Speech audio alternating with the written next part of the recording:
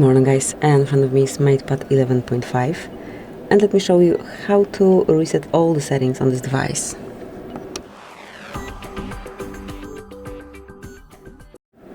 So at first, open the settings, then find and select System and Updates and go to Reset Options. Here you will now reset all settings at the top of the list. Just mark it and now decide if you truly want to get rid of all following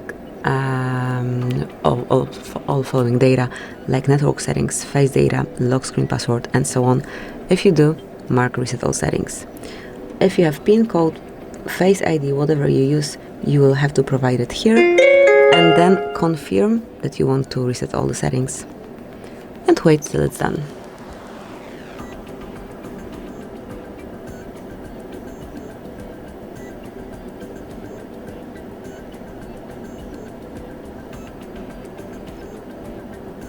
Well, that's it. You can even see it from the brightness and wallpaper, but all the settings have been reset.